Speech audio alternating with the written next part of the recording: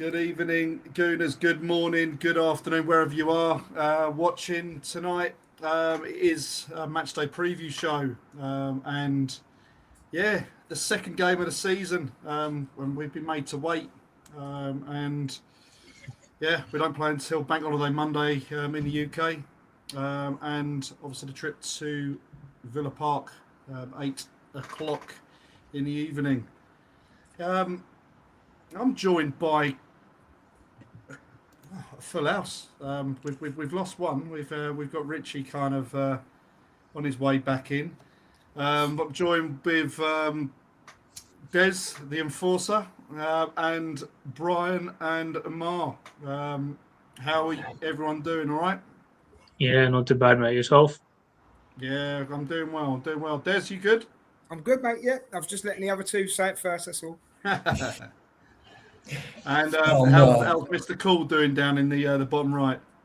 Agent B from Men in Black. Agent B. No, I'm doing all right, man. Thanks for setting this up. Thanks for letting me come on and spew BS. Glad to see everybody. Nice. I'm just changing something for the audio here, just myself. But yeah.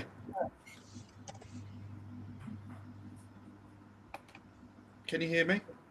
Yep. Yes. Yeah, perfect. That's it. That's my change is done. That's it. That's my one problem. Look behind me. I've got cats and dogs flying down now. We've been in a proper heat wave. With Brian, we've been roasting. We've been roasting for 5-6 weeks. Yeah, y'all think like 80 degrees is roasting? We've not really been low and slow either. We've been literally just been baked hard and far. And now we've got constant rain. I've literally come home to literally the porch, just literally. Yeah. Delivery drivers left the door open and then flood, and it was like, okay. Yeah. So yeah, got a swimming pool outside, but yeah, no, it's all right. It's good. So yeah, we've been made to wait. Look, Man City are playing tonight. Yes. About a quarter of an hour now. Yes. We've got to wait until Monday. This is a massive game for us, I think, as we kind of get back into the Premier League. We now know our path in the Champions League. We know what we're doing in the Carabao Cup, and we've got some very interesting games coming up, and I want everyone to kind of get involved. Don't just listen to all of us talking. I want everyone to kind of get involved in the chat. Let us know your thoughts about obviously Monday, how what we think about the Champions League, and what are our thoughts about it? How happy is everyone with the Champions League draw out of 10? Let us know. Just quickly, Des. Yeah. Before we kind of go into that, out of 10, what's your score out of 10? What for the Champions League draw? Well, there's never an easy game, is there, in the Champions League? I'll give it a 7 out of 10, mate. 7 out of 10. God, what are you thinking, Amar? I'm thinking. When I saw it, I thought it was quite tough. So I was leaning. It's a tough one. I would say 6. 6 out of 10. And you, Brian? Honestly, I would probably give it an 8 out of 10. We definitely dodged a bullet not having to go to Dortmund, because that place is crazy to play at any point. I'm glad we're not having to go to the Bernabeu right now either. My only concern is Bayern Munich away. Otherwise, I think we're good. You're not concerned about Real Madrid, Brian? Well, no, we're playing at home. Real Madrid. Are we saying? Well, we've got them at home. We've obviously had them away, and then we haven't got to go to the San Siro, which is quite. Napoli and Betis are not easy away games either. No, but it's different. It's different.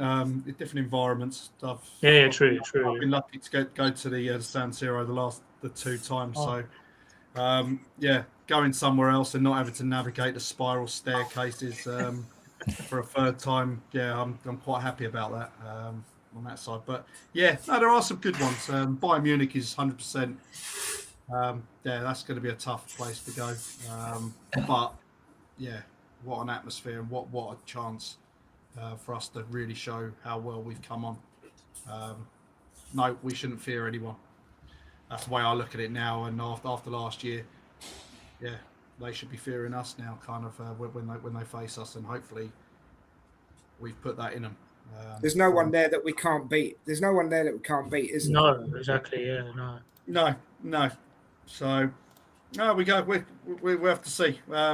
We should know what the actual schedule is by tomorrow at some point, and then that path looks a little bit clearer. But I know they've just confirmed Ipswich away as being the Tuesday after Sunderland away.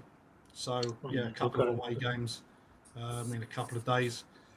We've got Sunderland on the Saturday night. I'm going to head up there 8 o'clock, and then we're playing Ipswich on the Tuesday at 8 o'clock as well. So I got offered 2 tickets for the Arsenal Sunderland game, but my sister has decided to visit. Oh, take it with you. Take it with you. I've got more chance of walking straight, mate. Yeah, no, look, I think it's going to be an interesting couple of weeks. Like I said, I'm trying. I've almost got myself into the mindset and kind of the understanding now that Arsenal are going to be in the mid-table by the time we play on Monday. That's where I am at the minute. I don't like seeing it. I know what you're saying, Paul. But there was if we can just say there was a few there's a few lucky results last weekend.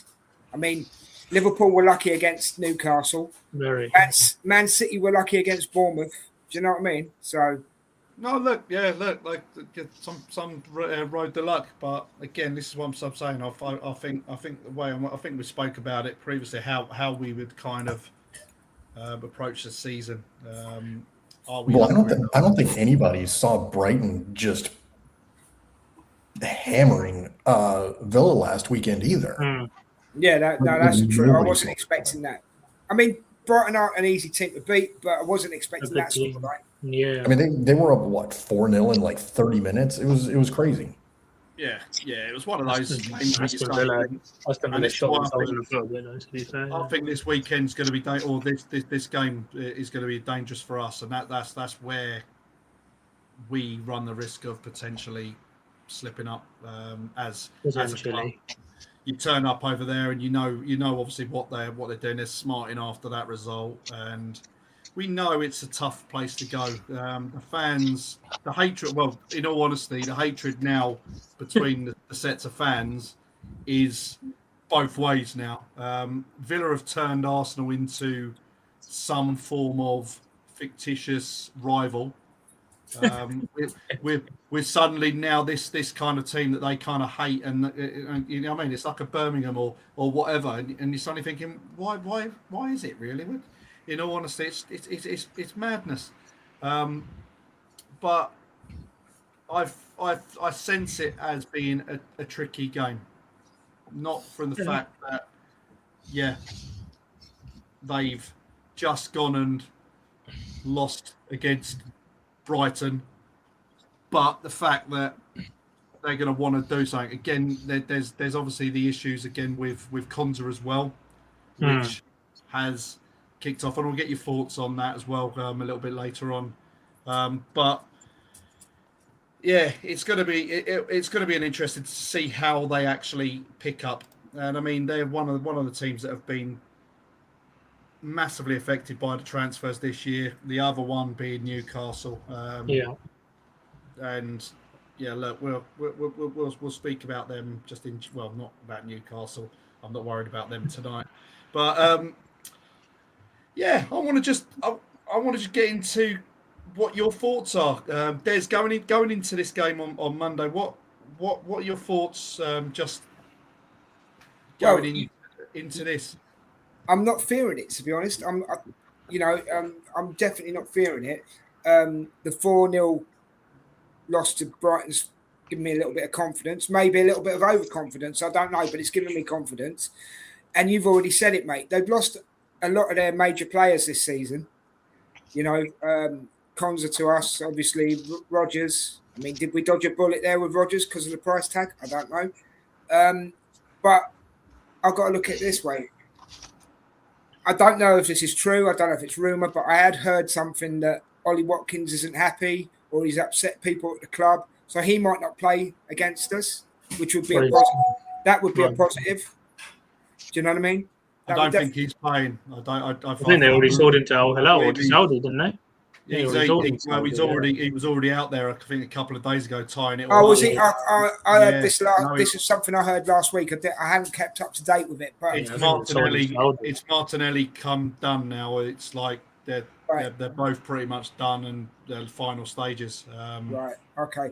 So they've lost a bit of their firepower. I'm not worried. But yeah, let's see what the other guys think. But that's my feelings on it, Paul. Yeah. We'll go to you, Rich. What are your thoughts? Richard? I think he's lagging again, mate. Yeah. Right. He's gone for a minute. I'll move on to. I was going to go to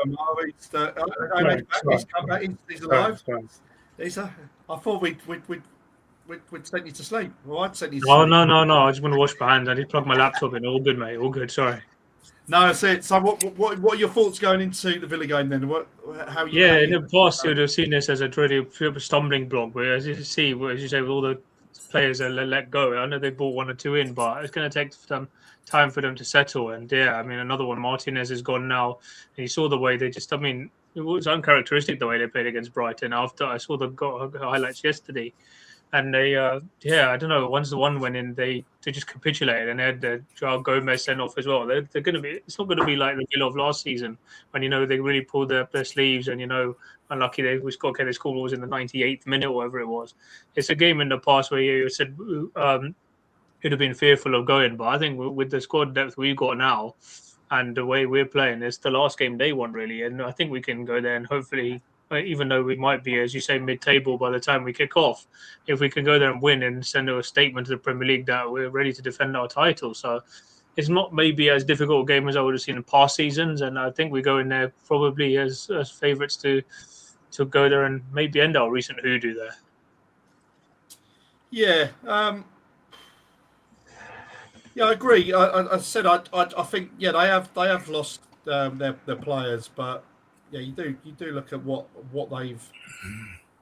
they've done as a group, and you say about Watkins and we look at the firepower. Yeah, they still.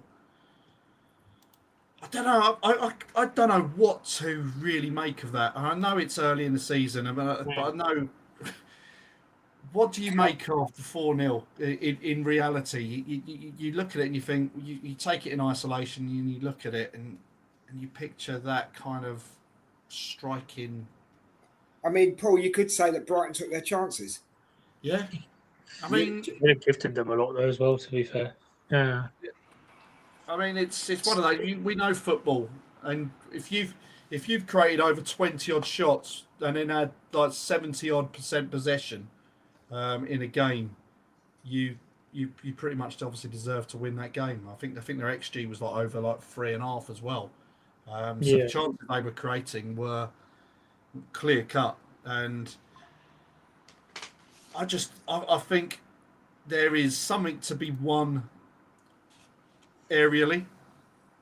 I think over there, I think if we get stuck into them, I think it'll be quite good. But again, there's something. I don't know, Richard. You're going to come in on this. I think there's something different about how we have set up this season, and you can. There's lots of things, and again, it's dividing the fan base again.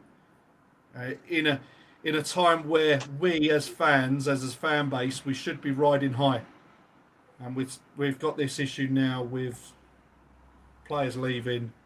Look at Trossard going.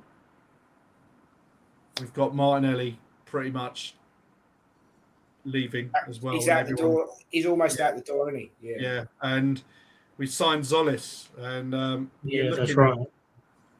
You're looking at this, and there is just something about the way we are now facing up. And you could talk about luck about last year with injuries and certainly those players missing in key areas at certain times, which caused us to drop a little bit. To now, with all these players now firing, look at Saka, look at Odegaard. You now have a Zolis that is showing. High Havertz as well. Well, just looking at cutthroat kind of stuff, and it's I mean he's basically going for the one-on-ones.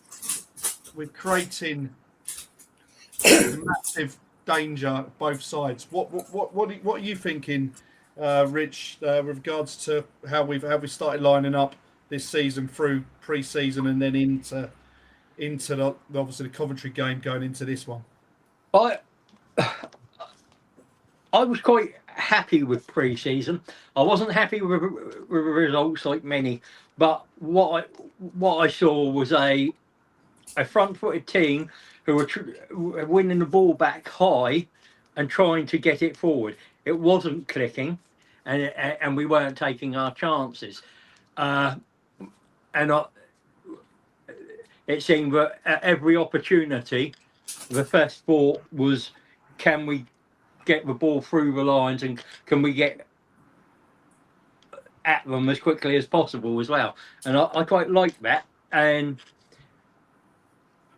that when we hit the Community Shield, it clicked against Coventry, and in those two games in particular, I changed the focus, and I focused on what we were doing with the set pieces, considering all the new law changes, and we've changed that up as well.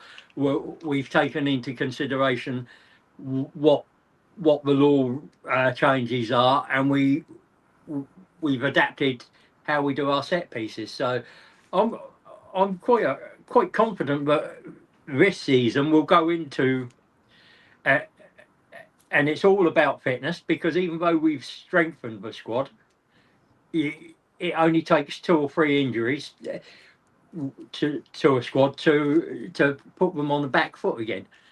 So, but I'm quietly confident that we've got the depth to pick up 3 trophies this season. Oh, interesting. Yeah. Would it be silly to say, can I just chuck this one in, guys? Would it be silly to say that Saliba's actually injured at the right time? Well, he's getting a rest. Much that's needed. That's the only lining I can give it or provide on that. He's getting a rest. I don't think we're going to see him until December.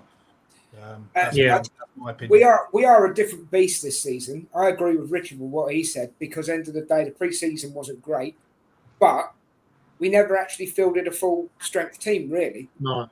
You look at pre-season and you know everyone's coming in at different times. You just can't. It's there just to get some minutes into legs.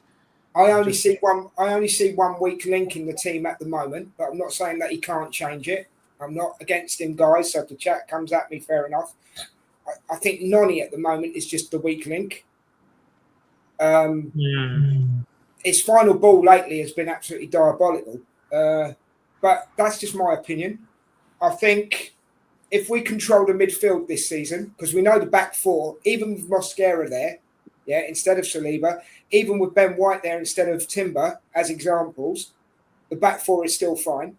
Konsa is obviously a plus, but if we control the midfield, we then have to get the best. The only thing we need to do is get the best out of the front three, and that is not really a concern, but it's something we will have to focus on and turn around as time goes on. But we are. So I don't go on for too long. Sorry, Paul. We are a complete unit now, right? We are Yep. we are a complete unit. We've got options for days. Me and Richard have talked about this on a watch along. We have got options for days, and like Richard said, the point he makes, it only takes a couple of injuries to change that, but hopefully the lads will stay fit. Yeah, no, definitely. Just before we go on, just a quick couple of shout-outs in the chat. Colin Young, let's go Slackers. Yeah, all right, Colin. Okay, he was in there probably before we even thought about going live. Arsenal are buying a big 7-0 win over the Villains. Well, if it ends up being that way, it'll be quite nice. I'll take it all day long, Paul. All day long. Yeah. I noticed Emi Martinez is aiming to be even more hated than he was back at Villa as well. So fair play to him. He has basically completed it. I think he's probably the most detested player on the planet now by going to Chelsea. So yeah, there you go. Well done. How have Chelsea? They've broke the rule. They've got to have broken the rule somewhere. They've got to. Evening, Paul, Richard, and Des, and the North Bank family for the coming season. Evening, Emerson. I hope you're doing well. Evening, Emerson. Yeah, so he's given his little lineup and a prediction, an early prediction, 3-1 Arsenal. So no, thanks for that, Emerson.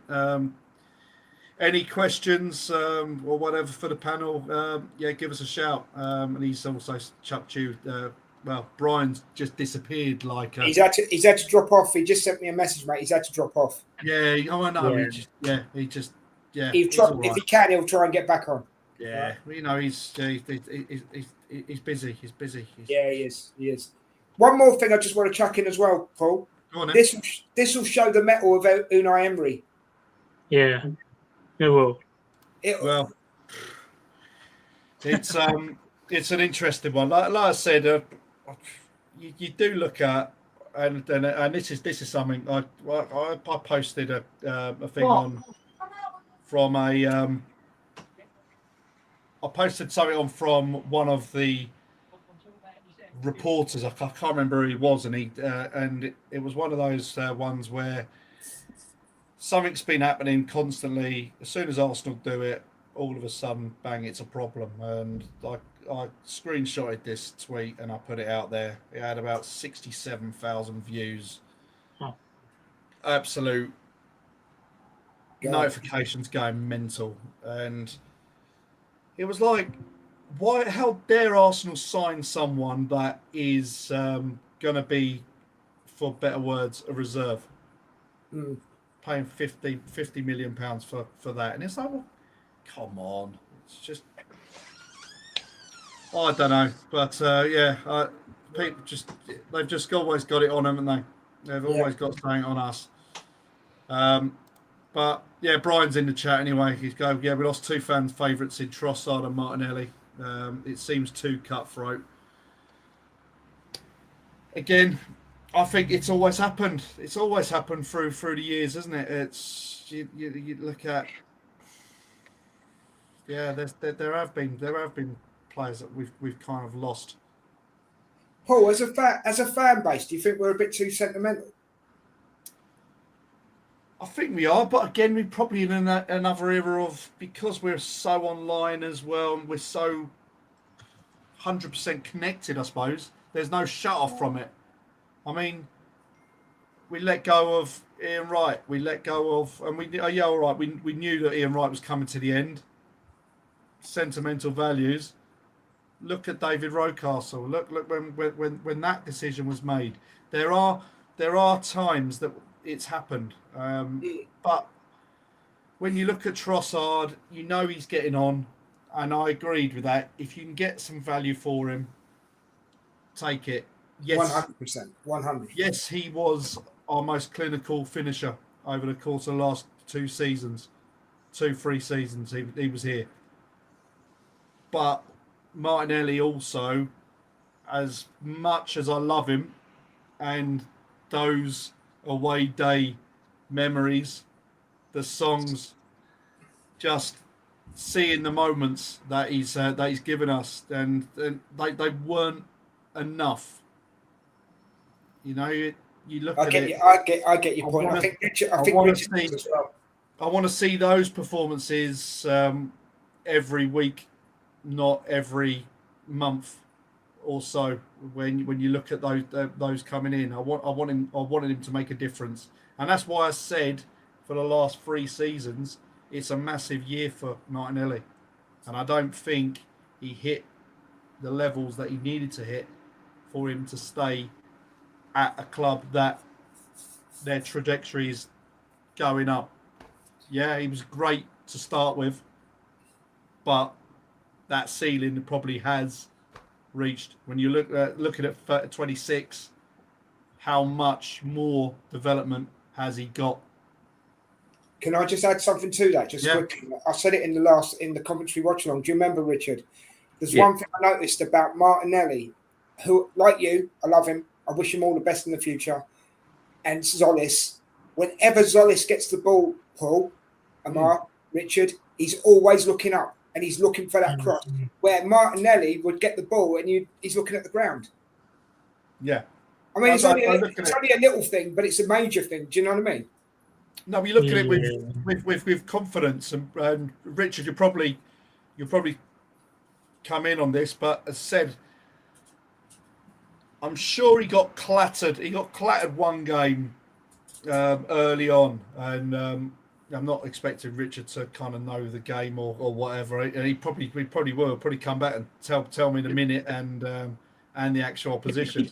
But I know from one he got clattered one time, and he done it recently where he got wiped out, and he took about 6-7 minutes just literally almost trying to dust himself down, and almost like I can't deal with it, you know. And that's where I get the confidence side of things. I don't think he has that ability to kind of just say and believe in himself to go past someone one-on-one and get on.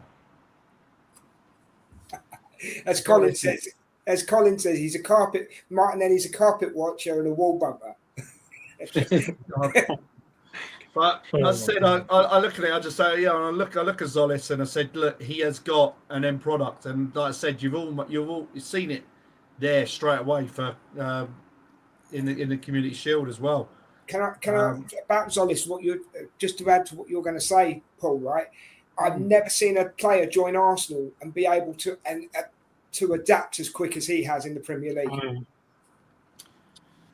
I just think it just makes us stronger. I'm going to allow you to speak now, Richard.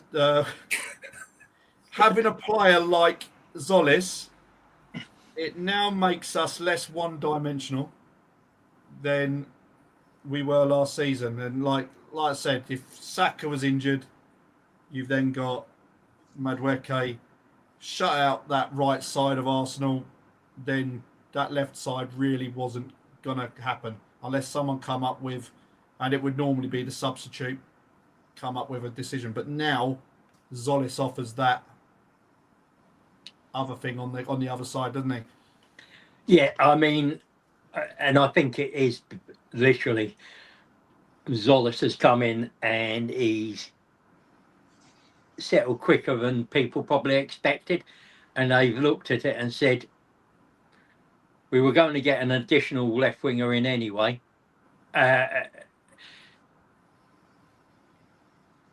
We can get rid of Martinelli, make a profit, and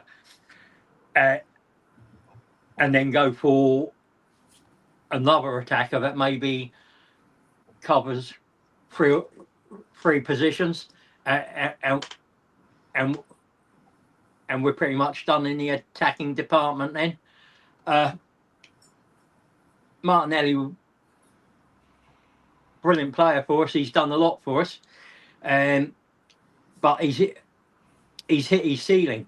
A lot of us thought his ceiling was going to be higher than that, but I think he's hit the ceiling. And I look at Ferguson, I look at Pep, I look at all those top managers.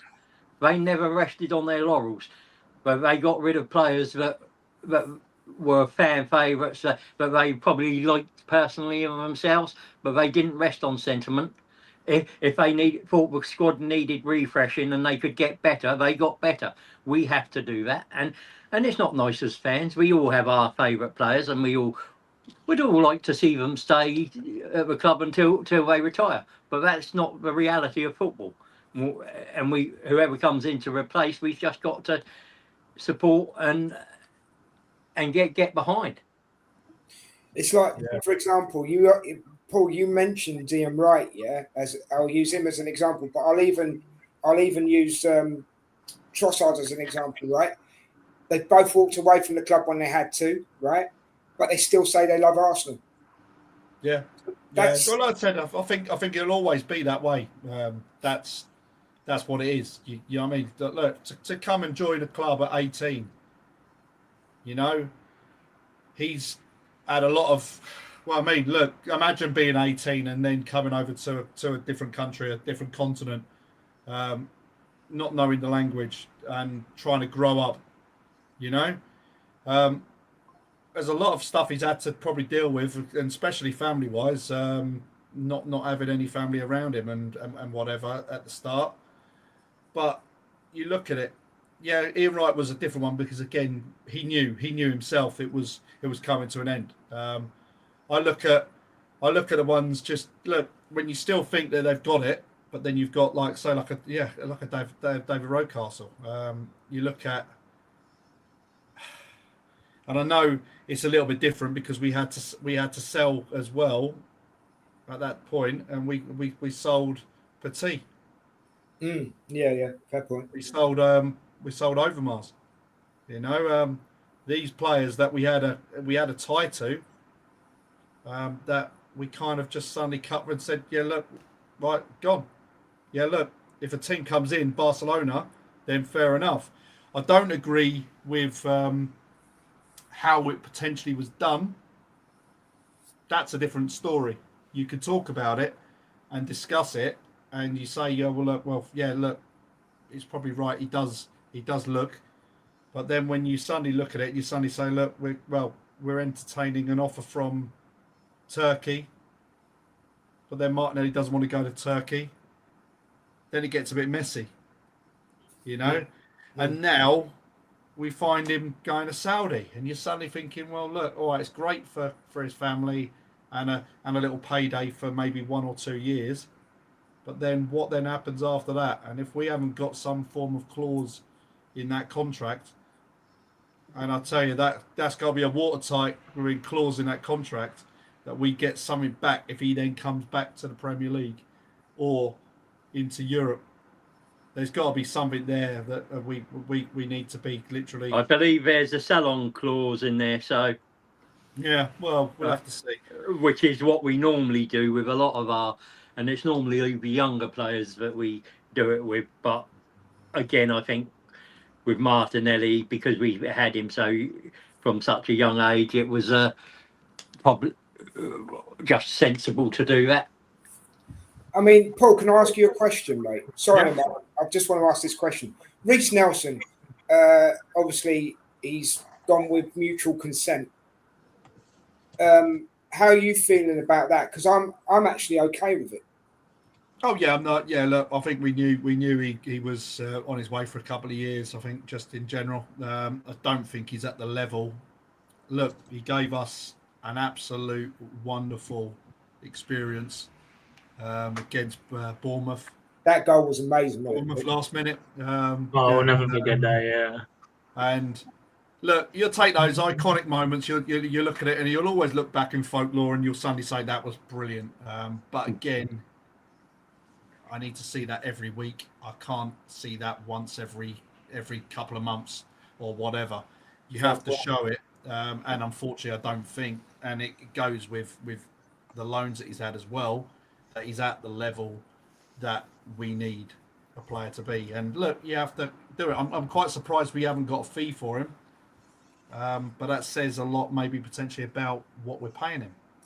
That's my take on it. Are we, the wages wise, are we still giving them too much? And then when that player then says to another club, oh yeah, we want this, everyone's like, Jesus Christ, I am paying. I don't want to pay that. I don't know. So we've cancelled that, and I heard a rumor about Jesus rejecting. Oh, Yeah. I wanted to be controversial about him, but there we go. Yeah, he has rejected the offer of termination, which I think is I'm gonna. says a lot about what the person wants, doesn't it? It tells you a lot of things, unless there's another reason that hasn't been put out there in the media, but there's not one I could think of. I lost. Go on, Des. I was just going to say, going on Jesus, mate, I lost my stuff yesterday about it, right? I lost my stuff about it, right? Because I look at it like this. When we needed him, he was great. I'm not going to take that away from him, right? But now, Richard and me were having a chat about it. Brian were having a chat about it. I think you joined in as well, Amar, yeah? But I want to say this just quickly, right? £260,000 a week or whatever it is he's getting paid. You can get him to train on his own because Richard brought that up, right? He's not an upgrade anymore. For me, terminate his contract. Yeah, he doesn't. He hasn't accepted it. He shouldn't have to. He's the player. It's the club that want to terminate it. It should be the club that.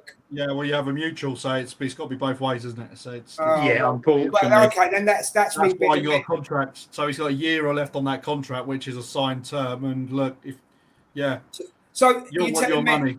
In a nutshell, then you're telling me, right, that he could sit at home, right, or sit on the bench all season, earning his wages. Yeah. That tells me he doesn't want to play football. Well, he wants to fight for his place. That's his wording, apparently. But that's not going to happen, Paul. That's not going to happen. Exactly. Well, yeah, exactly. I have heard another theory that actually, if he stays this year, he gets British. He can apply for British citizenship. But if he goes anywhere else outside the Premier League, he doesn't get it because of the length of time he's been in the Premier in England. Okay, I didn't know that. Well, that will come in line with that. The other caveat to him going, he wants to see out his contract and fight for his place unless he goes to another Premier League. Yeah. So, I don't know how true it is, but no. it makes sense if he's refusing a termination, because then he's not earning, and does it that affect his all his rights and to British citizenship, doesn't it, and everything? So it might that rumor might have a little bit and more legs in it. As this is the actual a little bit of the topic what we're talking about, I'm just quickly go to Amar. We've got an issue with regards to the club and the perennial issues with us selling players, and not getting the value for it. And you're suddenly just thinking we need to start doing it properly. I think, personally, myself, that has been quite poor from us this season. Again, look, we've known the players that we want to sell. Do you not think that conversation about that is or should have happened with the players? And I'm even talking about where would you like to go? Put Martinelli, for example. That bid comes in from Turkey. Yeah. Straight away, he's batted it off, but we've kind of almost entertained it. And it's like, well, would you not as a club, kind of say, where if we did sell you, what would you be open to? What are your thoughts on that? Because that seemed to make it look quite bad, because the bid comes in and all the talk around it starts going, and then all of a sudden it's like, I don't want to do it, and then it's like, okay. What are your thoughts on that? Yeah, I mean, I don't know. I haven't read too much. I know they bid, or was it £50 million for him, wasn't it, Al Hilal? But yeah, when it does look a bit, well, I don't know how else to put this. Really, it's a bit of an awkward one. But yeah, I mean, why don't they just accept the bid? And yeah, I know it's a bit sad. It'll be sad to see him go. And but obviously with the squad depth we got now, it's not going to be easy for him to get. We've got so much great options in that position. Yeah, and I mean, then there's all this talk about replacing Jesus, as you say, with Alvarez, but I don't think we need Alvarez, if I'm being honest. Sorry not to go off topic, but yeah, I mean, why don't they just accept the bids and just and just deal with it rather than drag it on and, like you say, go on as it has done a bit messily. They just have to try and, well, not how do you say, not force them out the door, but just take the money and say just wish them well going forward, I guess, and so that it doesn't drag on like it has been, I guess. Yeah, I think it's just something about where you're suddenly doing. You've had, and Des, I'll have your opinion on it. I said, I just think there should be something where they would kind of go in and they'd say, yeah, look, we are going to get rid of you, but what are you? Where do you not want to go? You know what I'm saying? This is what I'm saying. When you didn't suddenly get Turkey or a club from Turkey come in and said, yeah, we've offered this amount of money. And then straight away, the players, like, because it did come out of the blue almost in a way. I don't think we were really saying 100% that Martinelli was going to go. I thought Trossard come in, and I thought we might have got rid of one of them, not both of them. Then all of a sudden the bid comes in, and it was like Turkey, and he's like, no, I don't want to do it. Yeah, it's got it's, and then you get Saudi, and it's like, all right, tax free, but yeah, you know. Well, what do you want to do as a player? Just come on. Can I chuck this in? Right? Yeah. Can we not loan him? To say, for example, could we not loan him to someone like Coventry, Ipswich, Hull, even someone like Sunderland? Could we not loan him? Because correct me if I'm wrong. Next summer he's a free agent anyway, isn't he? That's the issue. We wanted a fee for him. We needed a fee for him. We wouldn't. No, I get that point, Rich. I get that point, and I'm not saying you're wrong, but he's going to be a rock round Arsenal's neck for this season. So is there no way we could say, look, Ipswich, do you want to take him and pay half his wages or something? You know, it's just an option, isn't it? No, you said we don't need Alvarez, right? Okay, now. Different story. I'll be absolutely honest with you. I'm not trying to move it on from Jesus. I'm just adding to the thing. Oh yeah, go for it. Fair enough. I want to keep Gyökeres, right? Of course, a lot of the fan base don't understand how much he did for us last season. Yes, he falls over a lot. Yes, he has little issues that he could probably work on. But where I see Alvarez fitting in this team, right, is replacing Martinelli and being competition for Zolis. And I don't think that would be a bad thing. Plus, we all know that Arteta now loves players that can play in multiple positions. How do you feel about that, Paul? I said from before we played Atletico Madrid last season at home. And after that game, I said I'd never want to see Alvarez playing for Arsenal, my team. Fair enough. If he could come, that was solely for the fact of his antics that day. Yeah, and that it annoyed me. It annoyed me a lot.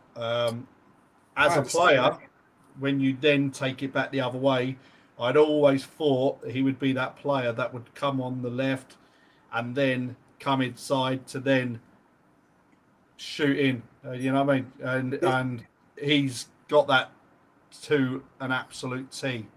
There's the other side of the coin as well, because Richard rates him as a presser, because we were having this conversation the other day, right? There's the other side of the coin as well, though. He wants Barca. He doesn't want Arsenal. Yeah. So that's the other thing where I don't think he will come. But I was just trying to make the point, Amar, that if you had him in this team, that's where I would play him. I would say, right, your competition for Zolis, you can play multiple, you can play right across the front. If one of the strikers does get injured, then we'll look at other options. Do you know what I mean? But that's where I saw Alvarez fitting in. But like you, Paul, I don't like the player's attitude. He wants Barcelona anyway. For him to be booed off by Atleti doesn't bother me in the slightest. You know, they're trying to make a big thing of that.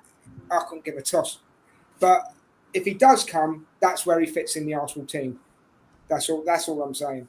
Really. Yeah, he wouldn't be bought as a striker solely. There'll be a role to play, and look, this would be done on the basis that Jesus goes. Yeah, apparently, that's just popped up on my timeline. There's a chance that Jesus is going to Atleti. Is there? Oh wow! Yeah. Is this like a swap deal then? Is this part of a swap deal then? I haven't read it because I'm on my phone. It's just popped up that there's a possibility Jesus is heading to Atleti. Well, we'll see. We'll break that down into the transfer deadline show. We'll do. Yeah. But I will say, I mean, yes, he wants Barca, and you can't begrudge him that. But there is no way, and you can bake a release clause in there for Barca and say to Barca, look, that's his release clause. If you want him earlier and you don't want to pay all that up front, you pay us more than a release clause, and we will do a deal over the course of his contract.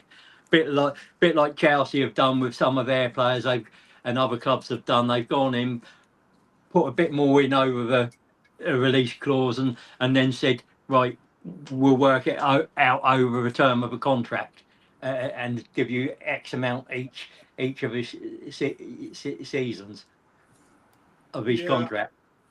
Yeah, I think Spanish teams are a bit mad with their release clauses anyway. I think they do chuck big value on them. I think that's over the top with the values as well. To be honest, yeah.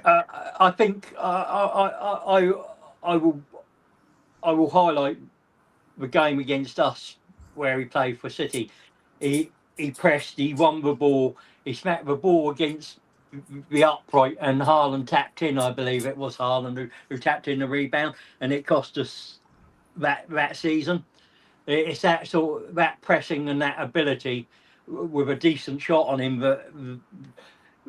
that impresses me.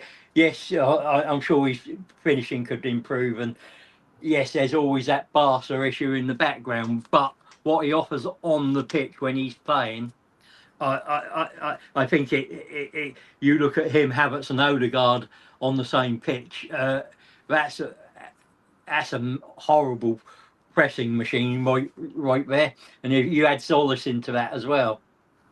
Do you think he could cause trouble in the dressing room, though, lads? Well, any player can do that. Yeah, he's Argentinian, exactly. Yeah, but I know. I don't think that Arteta and the team would go for a player if they weren't sure of his character.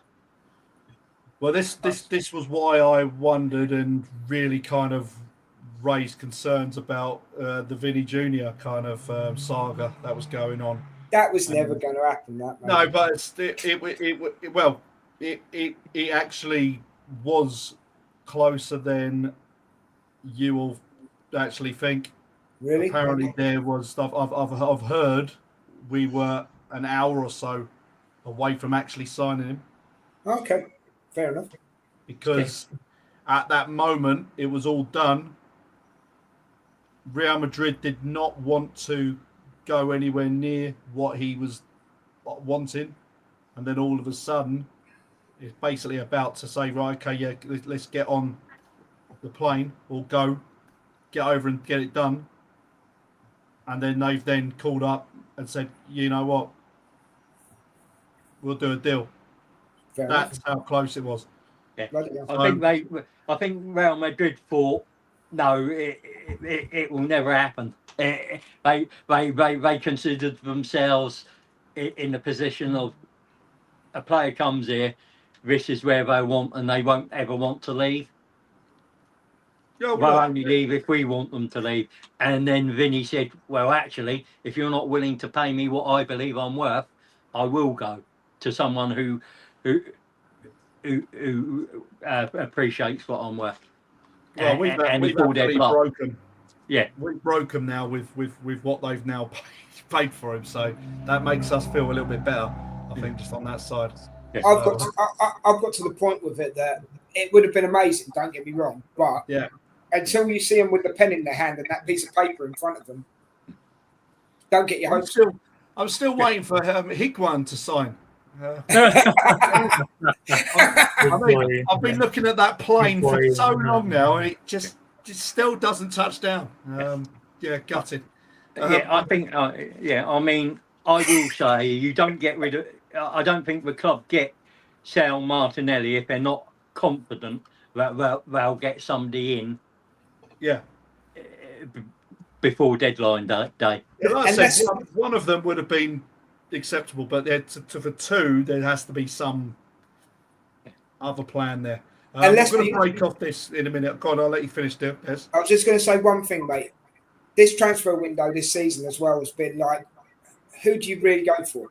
You know what I mean? Well, it's crazy. Well, there aren't many left wingers out there. No. The market's broken. The market's broken because of value has gone mental through the roof. It doesn't help. It doesn't help with Saudi clubs as well coming in and absolutely. I'm not being funny, but wait till the Chinese get involved as well. Well, they've tried it once, didn't they? I'm not sure they. Yeah. The Saudi are different, aren't they? I think the Saudi league. I'm just going to go back on. There was I think Rudy we joined in. The football season's back this weekend. Unlucky for United fans. Yeah, they had a great result last weekend, so that was all good. So, a nice bit of United banter. What about Spurs as well, mate? That was a. Oh yeah, that was fun to watch. Just don't say that word. Just. It was fun to watch. Yeah, I know, but just that lot. Yeah, that lot. All right, Spuds. Just gonna say, Villa are dross this season. No Rodgers, Tielemans, Konsa. They bought a bunch of scrubs, except Martinez go as well. So Martinez has gone as well. But look, it's a very fair comment. It's a very fair comment. Yeah, well, as I said, it's going to be interesting to see. And as I said, the way we're lining up, I think it'll be decent. But Rudy, thanks for tuning in, and anything else, let us know. But there's loads of comments actually in here. So Brian's got issues with left wingers. Yeah, Brian's got issues with a lot of things, right? Yeah. Solid has. We could just say Brian's got issues. There's got to be something that happens. If it's just Zolis and that is all we have on the left, it does raise issues. But then, does that mean then it gives more game time to Eze? Fair point. That is a fair point. Yeah. And consider that. Or could you put a Madueke or a Saka out that side, and then give Downman more minutes? Well, this is a good thing about it. He's got so many different kind of rotations that he can go and do. You can put Saka on the left where he started. You know. Yeah. I think Des has just broke his chair. I don't know. No, I haven't. I smacked the running machine. Right. No, I'm good. Can I just throw a curveball in there? Yeah. Musa, who played for Norway, very Norwegian name. I think he'd be good on the left wing. No, just putting it out there. It ain't going to happen, but I'm just putting it out there. You know? Mr. Colin Young, Zolis is the signing of the season already. The kid is non-stop threatening menace to every defender with the ability to put a cross on the dime, find the right teammate, or finish with aplomb. He's going to top the goal assists for the league, not just Arsenal, for the league this season. Yeah, it's looking good so far. And as I said, if you go back and look at his stats in Belgium, I think they were really good. They were double figures all over, weren't they? It was like about 20 odd assists and in 17 goals. Well, it's 17 goals, 20 in the teams for the goals. Yeah. Yeah. But yeah, Rudy Zolis has looked really good in pre-season in Coventry. But again, yeah, Villa game will tell us if he's the real deal. Fair comment. How many players turn up when you're away from home when it gets real and you're up against the hatred in the stands? Yeah, it's more like going to Port Vale in the Carabao Cup on the in the mid-December, isn't it? That's when you really tell what a player's characters are like. You go to one of those places in either early January, mid-December, and some of these foreign players don't stand up so well, but Zolis has done it he did it against Man City in the Champions League last season, so he's got pedigree. He's just got to prove consistency, which I think he was good against him in the Charity Shield as well, mate. Yeah, he's just got to prove consistency, and that's the only thing. But you never know.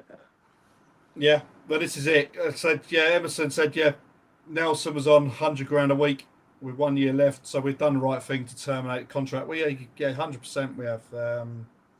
As I said, but again, you look at it, how far detached I suppose we are when we're suddenly looking at, because there was a time we were like balking at the idea of players getting six-figure salaries or like weekly. There were a time we were talking like in 50s, 60s, 70s.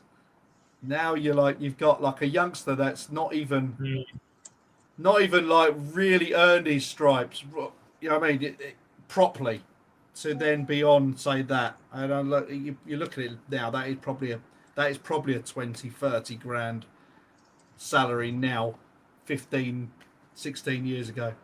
You know, I was going to say 100 grand a week now, mate, is nothing, is it? It's peanuts. Yeah, no, it's it. Yeah.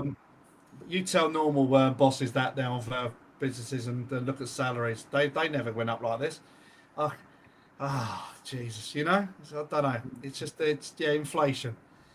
But yeah, Rudy said on Nelson, he also didn't walk away with nothing. He probably accepted a negotiated payout to terminate the contract, but for less it's worth. Yeah, that'll be. He's been respectful. Yeah. Yeah, but that's it. You've got your contract, and then walk away, done. Yeah, it means he can get the wage he wants at the next club. That's the issue. A lot of foreign clubs have. They especially when coming to English teams, you pay the transfer fee, but you might not be able to afford the wages. Unless it's one of the big European clubs, of course. Yeah. Just an update as well. Man City winning 1-0. No surprises. Was a Haaland goal, wasn't it? 22 minutes to go. So so I think Palace are going to be a team that is going to be struggling as well. I think. New manager. They won't struggle, Paul. They won't struggle. They've got Tommy Asu. They've got Tommy Asu, mate. They won't struggle. Yeah, he can't do himself. Oh, no. I'm only joking. Love Tommy Asu. Shame he had to go.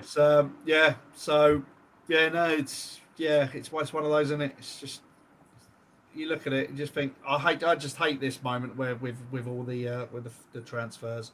And I'll be glad once that big old hammer comes down, bang, it's done.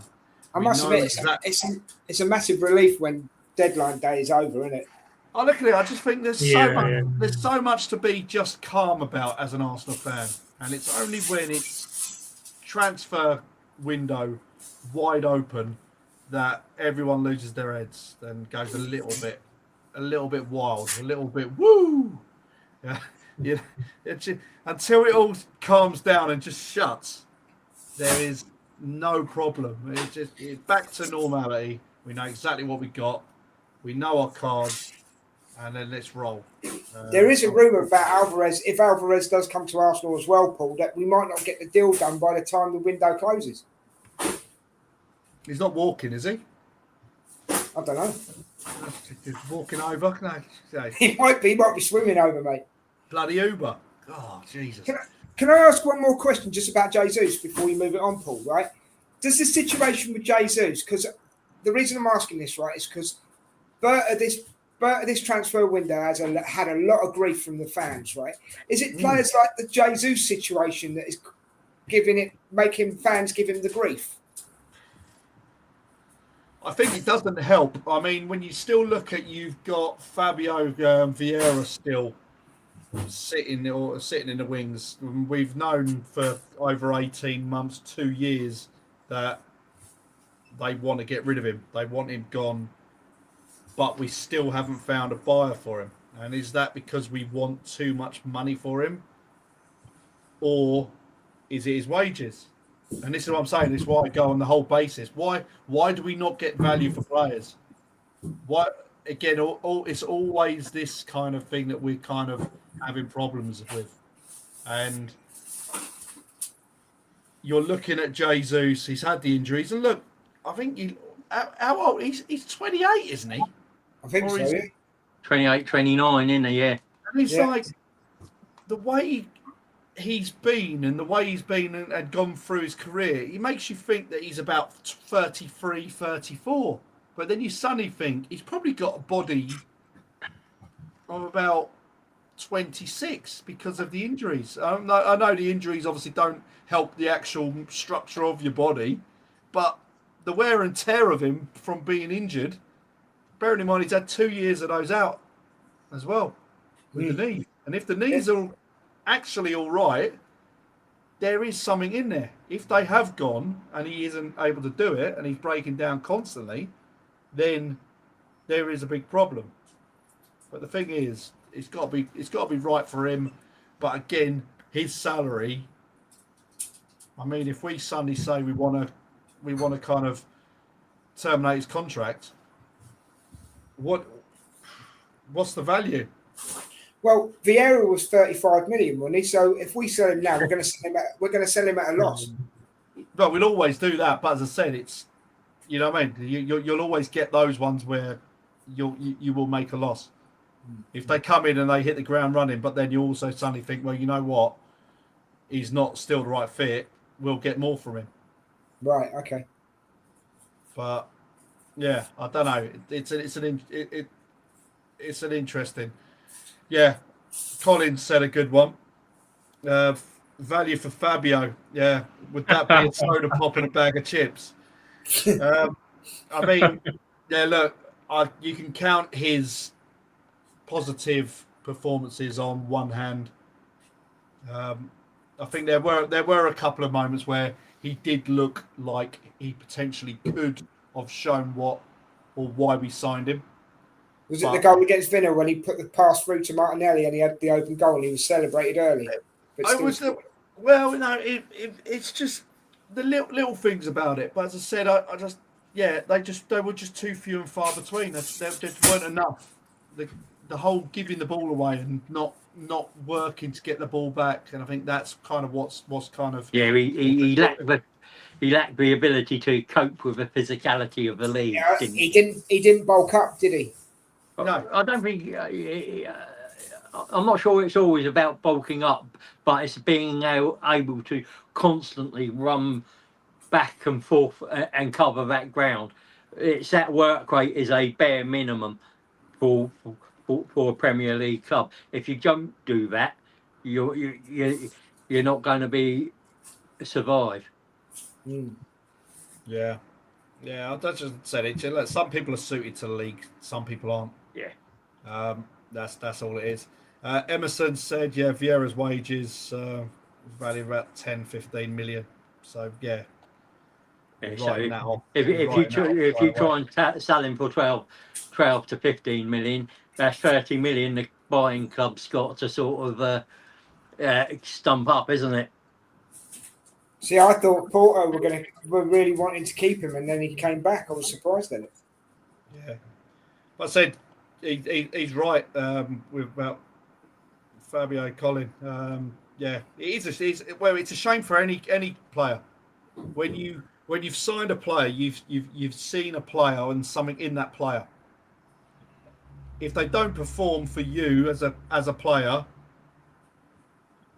it isn't always on that player being rubbish or whatever. It's sad. It's disappointment. It's like Martinelli. You can look at it and use it as Martinelli. You suddenly thought that he would get better. He would deal with things a little bit better, and he would rise. It'd rise as we go up. Unfortunately, it hasn't happened that way. And yeah, he is one of those. It's disappointing. But yeah, it's not the first one, and he won't be the last. And sometimes players come to the league, and it takes some time. Too young and not ready enough, and then they come back, different team, different age, a bit more mature, and they thrive. Well, Zolis is proof of that because he was at Norwich and it didn't work out for him, did he? I was looking at the likes of Salah and De Bruyne and as well. Well, yeah, wrong time, wrong place. Yeah. And come back, and then all of a sudden it's all working. Yeah, and it can be.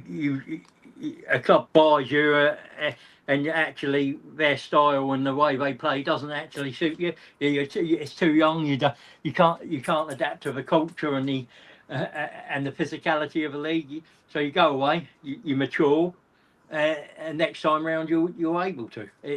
There's so many factors that we as fans probably don't consider, and B, maybe don't care about, because let's be honest, life gets in the way, and that happens for a footballer as well. Of course. I mean, look at Odegaard for 2 seasons. He hasn't been good for 2 seasons. Yet this season he's come back. It's like having the old Odegaard back. And I just want to say, Emerson, yes, I am wrong. I got it wrong. He was at Porto the year before, wasn't he? Last year he was at Hamburg. Yeah. So, it's Hamburg that's trying to get a deal done for him now. Okay, cool. But he was at Porto on loan the year before, wasn't he? Yeah, I think it was half a season or something, wasn't it? At the back end of the season. Yeah. But let's be ruthless, Paul. Let's be ruthless for a second. If Saka's levels were to drop, he'd be replaced. He would be replaced because you have to be ruthless. Yeah, you do. You look at it.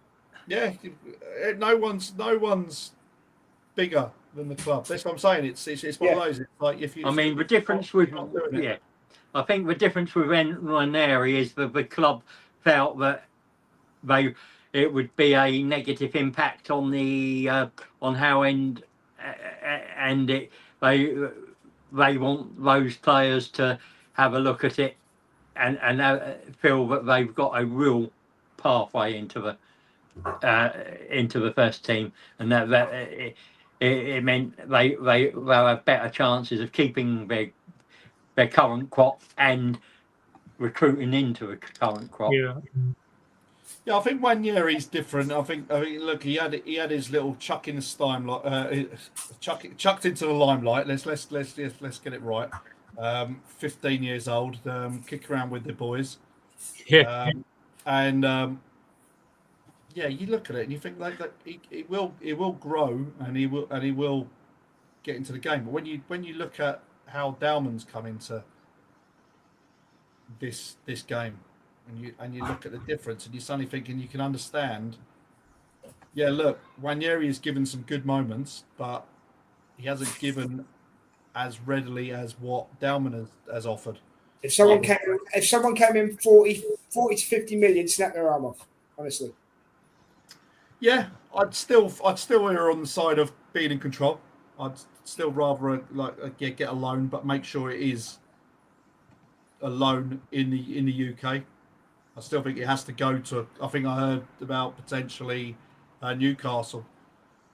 That wouldn't be a bad place to go, would it? And I get why they did it last year, because again they wanted. Yeah, look, this Spursy coming in and coaching him over there, and you can get that kind of thing. And if it's a constant kind of environment like what we got here, then it would have been a really good move. It would have been nice for him. Yeah, unfortunately the coach changed. Literally within about 2 weeks it was done. and it all changed, and it was like, it's just a nightmare.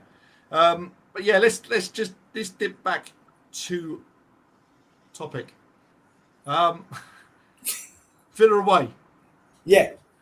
So Bruno, if he is fit, and there were rumours that he was injured or struggling, are we starting him if he's available for this game? Or put it this way: name your midfield, Des. I'll let you both all go. All right. I'm going to put my neck on the block, right, and say yes, because I think the reason I'm saying this, I'll give you my midfield, and then I'll give you my reason why. My midfield against Aston Villa are going to be Odegaard, Bruno if he's fit, and who am I putting? My third one's the one I'm having the problem with. Not Marino. No. Come back to me in a second. Declan Rice. Declan Rice. No, not Declan Rice, because I don't want Declan Rice to play yet. He still needs a rest. Oh, okay, fine. That's why I'm saying Declan Rice doesn't need to play against Villa. Oh, okay, fine. Yeah. I mean, have him on the bench, and bring him on with 20 minutes to go, fair enough. To give you a straight three, right, hold on. Eze, Odegaard, and Bruno. That's me three. That's not bad. That's pretty good, I would say, yeah. And me and Richard have had this chat for quite a while on watch-alongs. You don't have to play Saka, right, or Rice, Paul, till the middle of September. Yeah. True. I weren't expecting him to see him until October. That's what I said at the start. And can I also just chuck one thing quickly, going back for 1 second, but I need to chuck this in. Against Coventry, I wouldn't have put Medwacker on. I would have put Dowman on when they did the subs. But I don't think Saka needs to play till the middle of September, and I don't think Rice needs to play till the middle of September. So my three would be Odegaard, Bruno, and Eze starting. Okay, Richard, what you saying? Quite simply, if Bruno's fit, it's Bruno, and then it's Skelly and Odegaard. I don't see why. Skelly's nice. I don't see why Skelly needs to be dropped. He's done nothing wrong. He's performed to a really high level, and it gives Royce chance to minutes out of his league. Give him 20-30 minutes at the end of the game if you have to, just to keep the minutes ticking over in him, and then that's how I see it. I think it's either Royce, Skelly, and Odegaard, or Bruno, Skelly, and Odegaard. It depends on Skelly, Bruno's fitness level. Yeah. What about you, Mark? Yeah, I would go along with the guys on that. But Declan Rice played so much Saka. You don't need to start them because of the World Cup, because of the minutes they played in the World Cup. So you could easily bench him. Look at his quality. You don't probably give Eze a start, as I would say, yeah. And Odegaard, of course, is captain. Of course, he's virtually undroppable, isn't he? Even then, he played a lot during the World Cup and get to the quarters. So those two, and probably Bruno if he's fit. If not, then probably MLS, I would say. Yeah, I'm looking at the performance. I'm looking at Skelly, and I'm thinking he has to drop an absolute clanger to potentially lose his place. But I do understand how away games are going to be crucial to this season. I think they're where we need to kind of make sure we are fairly tight, and I think we need to.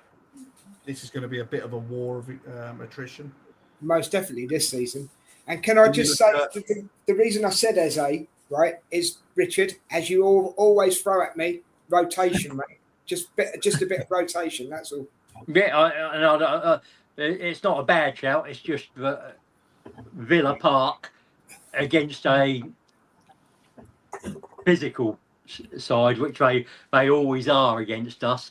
I'd like a bit of combativeness in there, and Guimarães and Skelly in that. Gives you that. I mean, that I've got to say that pass he put through to Calafiori in the Charity Shield was sublime, absolutely sublime.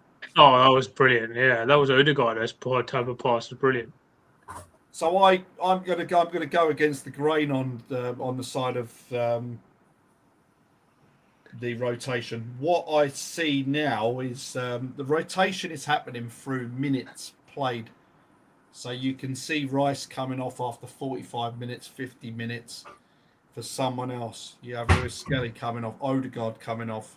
You have Saka coming off for someone else. The balance or the performance doesn't drop with whoever you kind of bring in, bring off. You can have him starting, you can have him kind of finishing the game.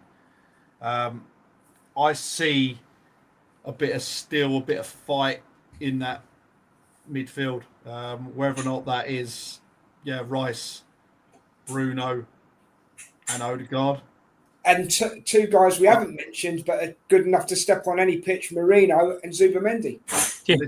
This is why I say how important it is, because again, look, if we're having problems even putting together a configuration in midfield, what I mean, Arteta's obviously seeing them in training and everything like that, and you're suddenly thinking, look, you've got them, and every way is different, and you then take it to the attacking options.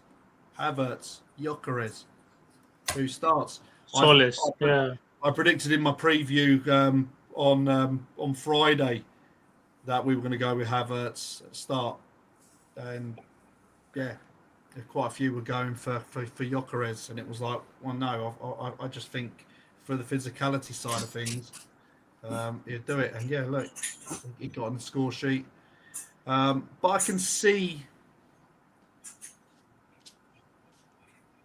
a similar side with that addition. I said I'd be very disappointed for MLS to not be in that squad because of how well he's done in both games, in the Shield and on Friday. So I just think there might need to be a little bit of fire in that midfield just to kind of raise it up. And that doesn't mean that he plays 90 minutes. It might mean he just gets 45 minutes or 50 minutes in, and then you switch it around, and then all of a sudden it's done. And that's where I think the rotation's going to work. I don't think it's like, don't play, don't come in. Just keep everyone tickling. Keep everyone oiled. Yeah. Keep them game ready, because you never know when you'll need them.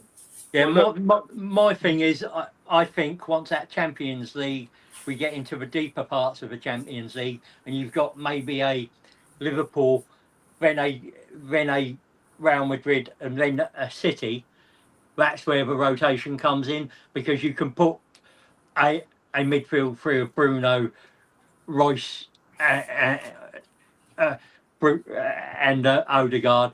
In the Champions League, you could put Zubamendi, Skelly, and Ezra, and then go back to Royce, Guimarães, and everyone's getting minutes and staying fresh. So when we come to the later stages of every cup competition, we're still fit and firing. Good point, Rich. Good point. Yeah. Well, as I said, the next couple of months are going to be massive. And this is why I said it about this up until Christmas and everything like that. We're obviously playing the larger part. And this is why I think Villa fans were giving us a disservice as well for signing Konsa.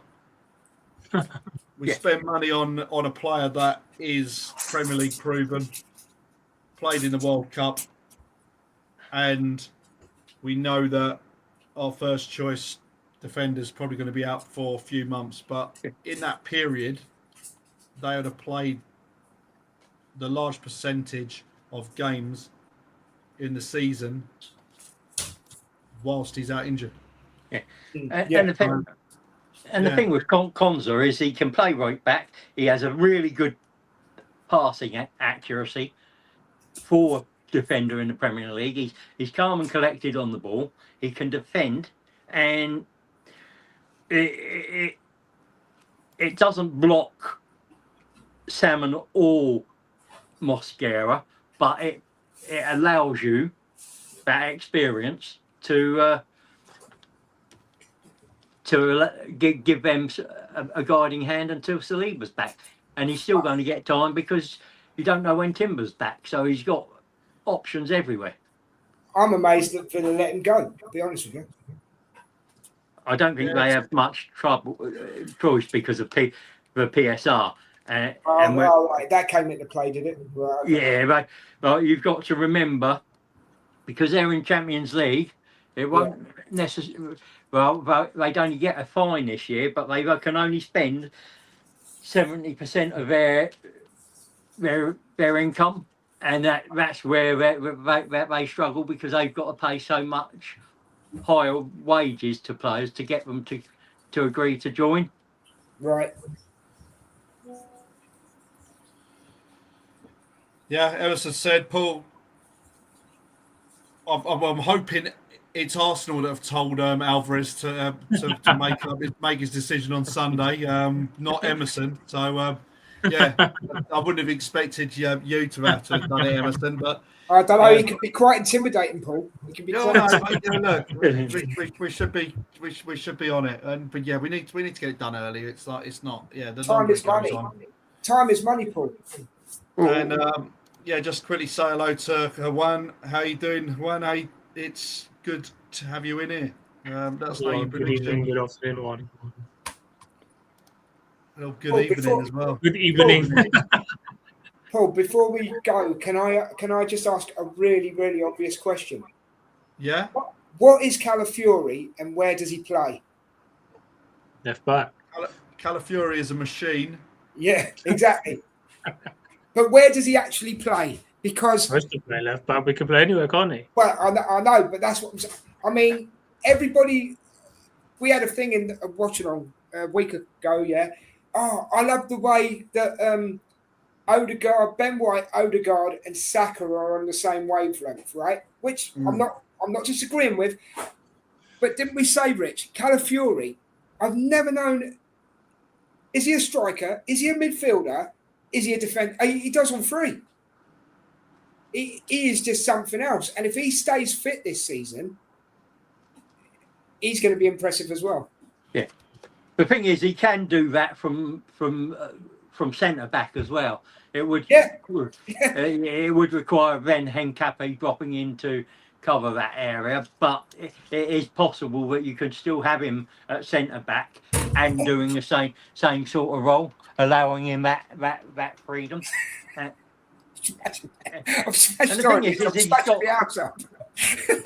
He's got the technical capability to do it, and that's good for us, isn't it? I mean, it gives us an extra body somewhere else on the pitch that opponents got to deal with. But also, you could say that him and Timber are cut from the same cloth because they both like to go forward. Same with Ben White, and they're all good with the ball at their feet. Yeah. I just think it's such a great quality to have as a player, where you can use him as in that kind of wide left. Then you can allow him the ability to kind of come in, and he'd be comfortable with that. But not only that, he can kind of, if you're playing in and then pushing out to get further up, he then still carries on and finds those kind of areas in those kind of half spaces around the box. Look at those goals against Man City, and just being around and it's almost like in that right place at the right time kind of thing. Just players know when to get into those areas at the right time, and he seems to have it. But it's just it's something about him where he just everything he does just looks quite decent. Ange likes him because he looks good. No, but and the balls we're putting into the area now, guys, they're great balls. I mean, Gyökeres and Kai Havertz should be on the end of nearly all of them. Do you know what I mean? Yeah. Well, as I said, if we've got the pressure on the other side now on the left, we should be making it. We should be making it a lot more even on both sides. I mean, the thing with Solis is his positioning. He'll just keep that left-sided defender occupied, so he can't come out and he can't. He doesn't know whether to go to Zolis or stay where he is, and that gives us so much more freedom for a midfield player to get into those gaps. And if you look at the one of the goals with Coventry where Odegaard received the ball and it went to Royce, there was a possibility there for Zolis to cut into the centre, but he stayed out wide, which allowed Royce to go straight through to the centre, and we eventually score from that goal from that position. I mean, can I just say, I've just seen a comment here, Paul, right, from your one, yeah? We don't have Timber or Saliba, and we still have the best defence in the league. Can I just add to that as well, though?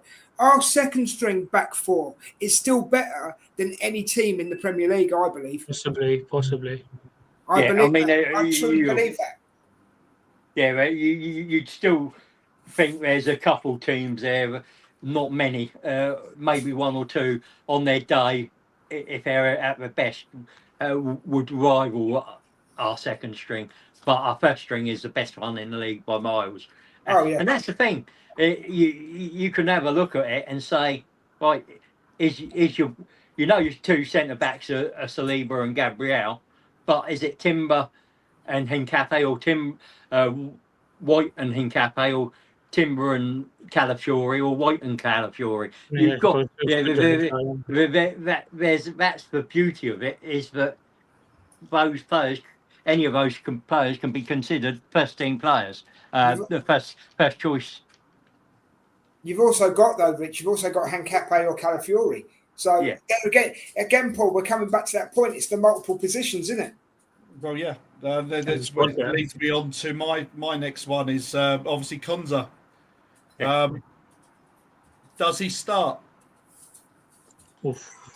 Do you know what? If you're going on the Skelly, point of view where he hasn't put a foot wrong, I think you can also say, in fair play and in all honesty, Mosquera's the same.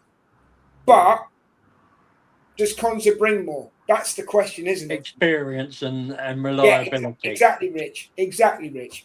But if you're going on the principle that Skelly has earned his place, in what I've seen from Mosquera in the last couple of games, he's earned his place as well. So it's the manager's got a major decision to make, isn't he?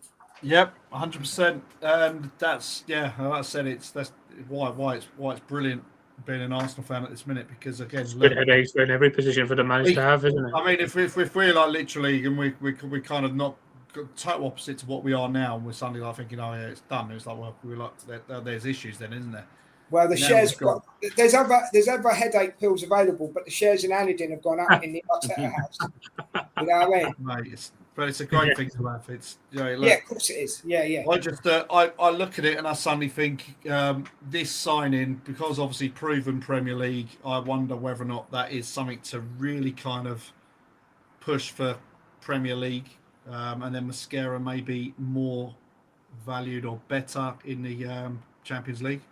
Yeah, my thing is that they've got Villa have got Jackson now.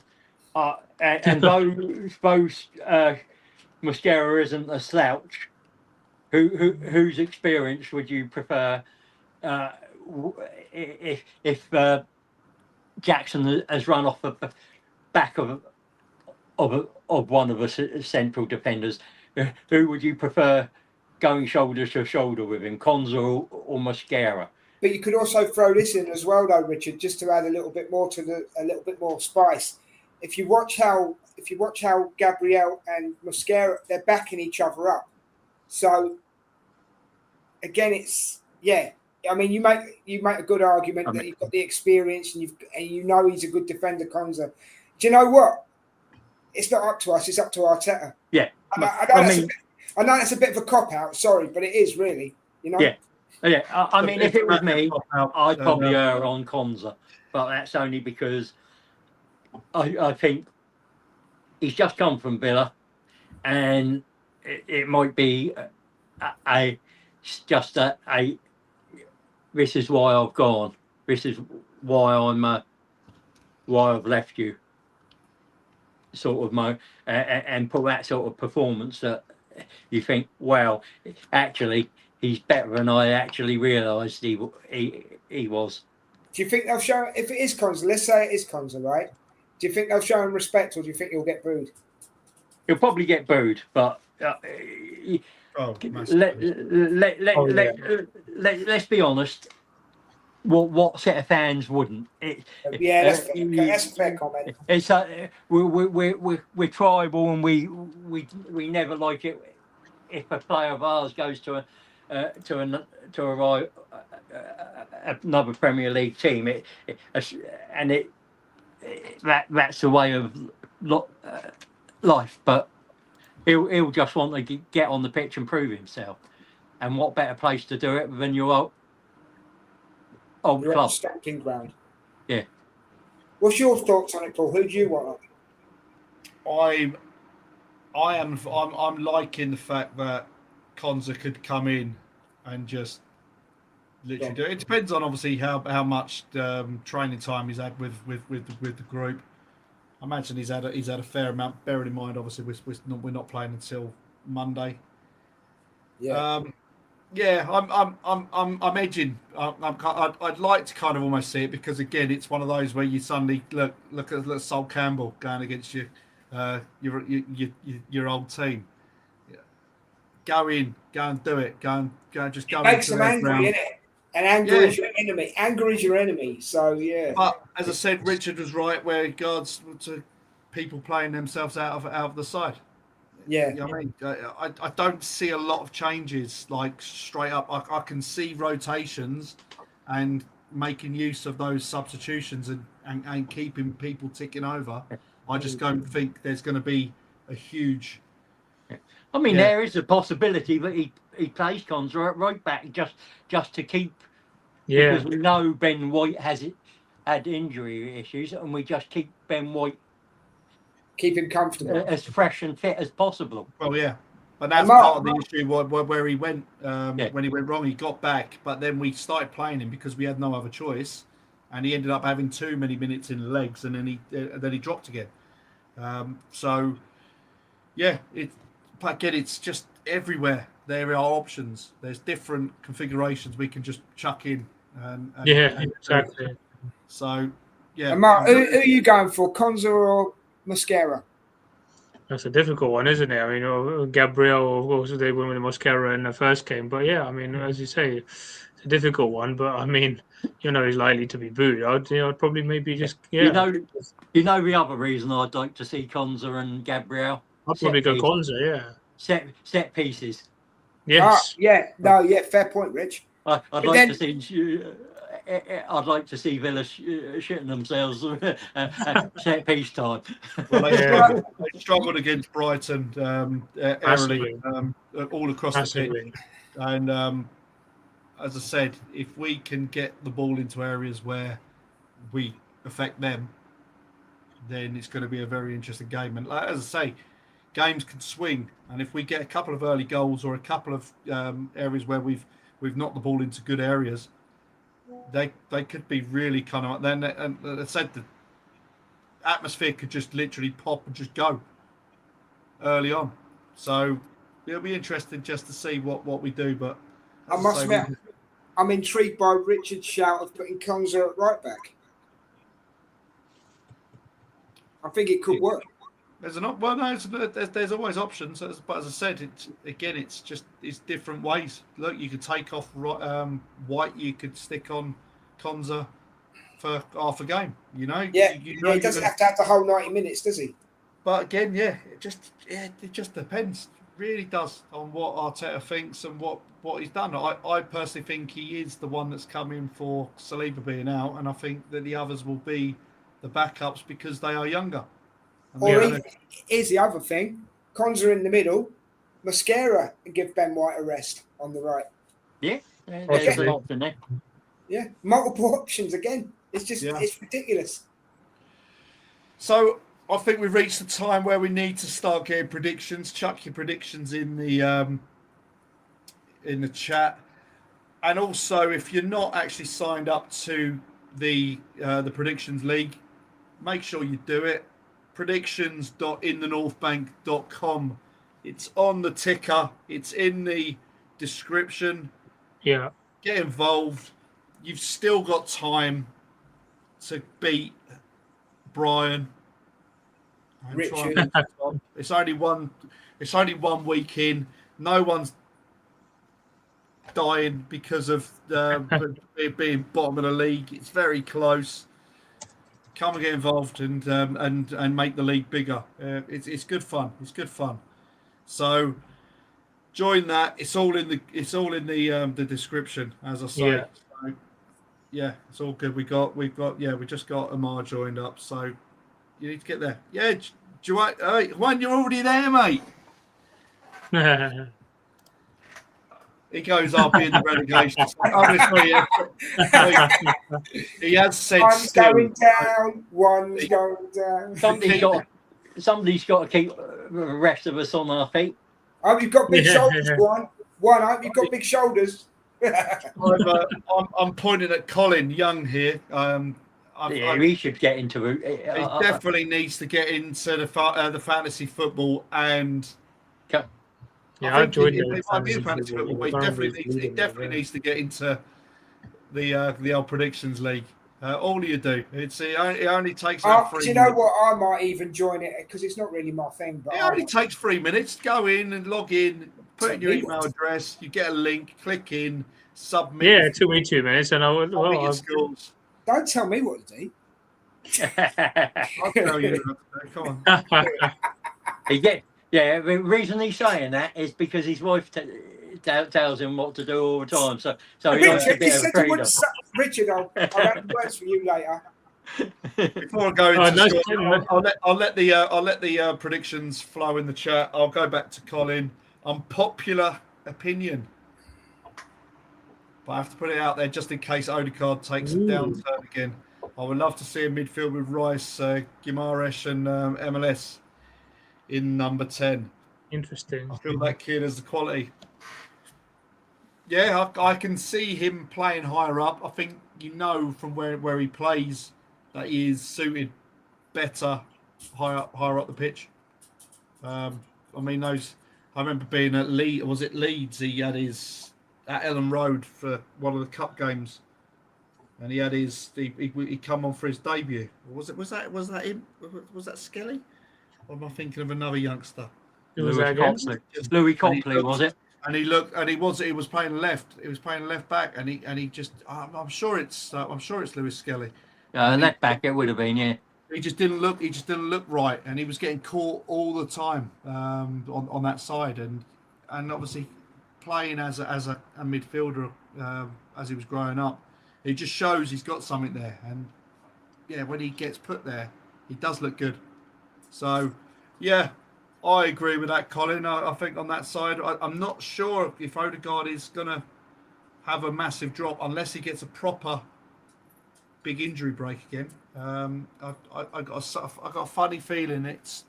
Odegaard's put weight on, so he looks good. Because he does look good. Again, I think it's from the World Cup. I just think the World Cup's given him that confidence. It's revitalised him. It revitalised him, innit? I don't know about you, but I looked at in that tournament. The confidence in him, and he looked to have lost a lot of that last season or last couple of seasons. Almost like he was doubting himself. Like he was listening to fans that were doubting him, but he was doubting himself. Yeah. And he's now come back in, and he's had this tournament. He's done well, and look, we're rolling on. But again, don't underestimate the fact that you've then got a fully functional Saka as well. Yeah. And then you've also got other players around him that are also now playing at a good level. And I go from the strikers to defence, you know what I mean? Our keeper's going to win the Golden Glove again this season, I reckon. Oh, you would think so. Yeah, I do. I really do. He still won't be his country's number one. No, I don't get it. I totally don't get that. So that's manager's choice, isn't it? And sometimes a manager just doesn't fancy a player. Okay, right. Scores. Right, okay. I'm just going to go into the chat. Juan's gone 1-0 I had to reread that then. It's almost Yeah, I thought he got it. I thought he Villa got it winning down 1-0. I was going to say, hang on a minute, man. But yeah, I have us winning versus Villa 1-0. So he's gone 1-0. Hang on a minute. Oh, He's claiming that he's giving you guys a head start on the predictions. he can claim all he wants. He's the strongest player in our competition. He's at the bottom. He's holding everyone else up. His nickname's Atlas. Emerson's gone 3-1 Arsenal. Colin Young has gone 2-1 to the Arsenal, and Messi, not the Argentinian, just going to be Messi. Anyone else? BX Gunners gone 2-0 to the Arsenal. BX, greetings. How Hello, are you doing? BX, I've mate. not seen you for a while. So 2-0, and it goes on to the panel. Des, Yeah.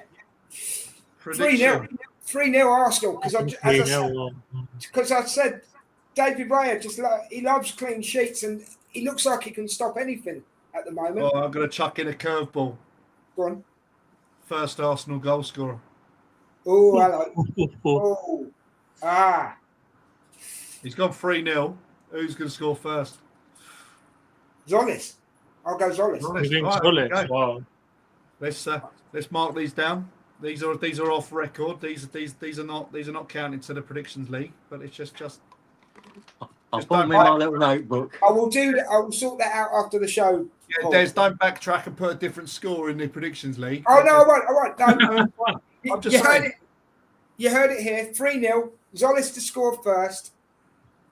6 corners. 4 yellow No, cards. No, I'm joking. 3-0 Arsenal. Zolis to score first, mate. He's showing off now, isn't he? Yeah. Amar, what are you going for? That's a difficult one for first scorer. My prediction would be 3-1 Arsenal, and that's a tough one for first scorer. I'll say, go on, let's go like last year. Go Kai Havertz to score first. King Kai. Yeah. Richard? Well, I'm sticking with my prediction league score, and that was 3-1 to us. This section is so boring. Sorry. I'm going Gabriel. Gabriel score. Oof. Oh, is that off a set piece then, Rich? Yeah. 35-yard screamer. That would be cool. That'd be goal of the season. Yeah. Yeah, and as I say, boring. My prediction was 3-1 Arsenal as well. And Your first goal scorer, yeah. I'm going Can I just Odegaard. say I was different? Get it. Odegaard. Yeah, you are different. I know. Yes. Thanks, What does your cat say, Des? What does your cat say? I'm just glad that Paul notices that I'm different. It's good. Emerson's gone Saka to score first. Oh, PX has gone MLS to score first. MLS. good shout. It's a good shout. It's a possibility. And Colin has gone Calafiori. Oof. We're gonna have to write these down for the next preview show. We'll have to put them up. Richard, are you logging these, mate? Emerson, yeah, who said MLS? BX. BX said MLS, mate. Yeah. Oh, Hawan's gone 1-0 and it'll be an own goal. Unfortunately, You can tell he's bottom of the league, can't you? unfortunately, we ain't got Martinez. So that's where the nice thing about that kind of score and just having an own goal. With that kind of comment, you can tell why one is bottom of the league. Just remember that. Just take your minds back to that game. Villa Park, ball pinged straight Off the back on of the his head. bar, Off the back back of down the onto the floor, onto Martinez's head, goal. Jorginho, if I remember. Next week now. Next week. Yeah, That'll be next week Jorginho. against Chelsea now. That'll be next week against Chelsea now. Yeah. Well, they've got their their keepers are absolute shocking. So yeah, he's due a clanger. Playing for Yeah. him. He usually does get a clanger against Arsenal as well, doesn't he, Martinez? Yeah. So yeah, all right. So we've gone through that. We might as well have a little dabble with our Champions League draw. Let us know in the chat again your thoughts. Home draws, the home games. What's tickled your taste buds as an Arsenal fan? Oh, Real It'll be Madrid, It'll be two Real bit. Madrid and Dortmund at home, isn't Borussia it? Dortmund, Lille, or Sabah. Oh, it's a Sabah one because it's a totally new team. The Real Madrid and Sabah are the two. is For me. Sabah, is that a Saudi team? No, it's No. Yeah, I can't be Saudi if it's Champions League, isn't it? is it Afghan or something like that? Azerbaijan, I think it's Azerbaijan. Azerbaijani, isn't it? Yeah. Oh, Didn't we right, also, okay, 'cause didn't we also I've get never- drawn against Viking or the Norwegian team? Was it Viking? Didn't we get Viking as well? Was it Viking No. or Sabah? I thought it was both. I can't remember. Sabah. Sabah, Slavia, got Prague, Lille. and So the home games are Madrid, Dortmund, Lille, and Sabah. Sabah. The away legs are Bayern Munich, Betis. Oh, sorry, no, Napoli. it wasn't Viking. It Slavia wasn't Prague. Viking. I apologise. It was Sabah, yes. So, yeah, The Real home Madrid games- Dortmund, obviously. The home games, Real Madrid will beat them. Lille might be a bit of a. No, Lille will beat. We, You reckon? All right. yeah. Well, and as Richard said, Sabah's an unknown entity, isn't it? Really. So. I don't. Yeah. Yeah. I don't understand. It's just a new team, and it's nice to think. And I don't think if you're a fan, do you really want to be travelling to Azerbaijan? You turned into a robot, Rich. Yeah, Rich, you've gone into robot mode. Just check your mic, dude. He'll be back in a second. Yeah. So what are your thoughts, Des, about it? I thought I imagine everyone's. I'm not bothered. I'm seriously not bothered about Real Madrid because we can beat them, right? Even if it's Jose, right? Yeah. Yeah. Jose did he squat anymore? The away games, Bayern Munich might be a bit hard. Napoli's not an easy place. San Paulo's not an easy place to go. Yeah.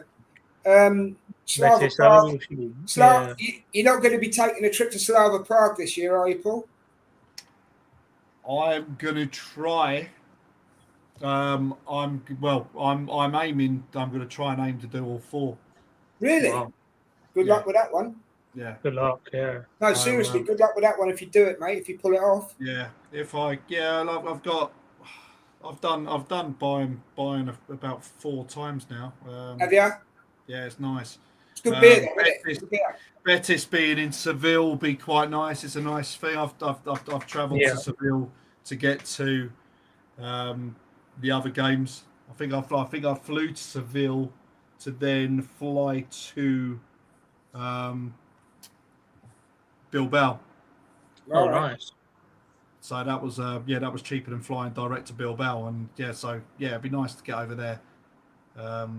Hopefully, there's still a bit of sun there when we actually get to play them.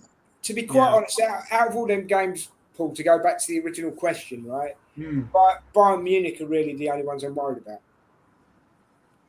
Yeah, I think when you look at the complexity of the game, it's a one-off against them. We had it a couple of years ago, didn't we? We played them at home, didn't we? Last season. Season. Played them. That's it. Yeah. And then, having Madrid at home was decent. Napoli is the one. I think that's going to be the one which is going to also be for fans as well to be a little bit worried. Is Kevin De Bruyne still there? Yeah, I think so. Yeah, we'll have a little breakdown on them and just go through. But like I said, we'll know exactly where they sit. Obviously, the first game or the first game week comes after the Chelsea game. Yeah. Right before Sunderland away, and then Carabao Cup, and then the next game is in October. So it's going to be an interesting one just to see. Emerson thinks we're going to get 18 points from 6 the wins. group Yeah, stage. let's see. So yeah, I think let's say it'll be tough. There'll be a couple of tough games there, and as I say, if we can just keep going and doing what Absolutely. we've done, like I said, I don't think we need to fear anyone as long as we're in No, that kind of knockout absolutely. phase. We don't hold any fear. Absolutely not. I mean, getting that knockout phase wherever we are, we'll get in there. Yeah, 100%.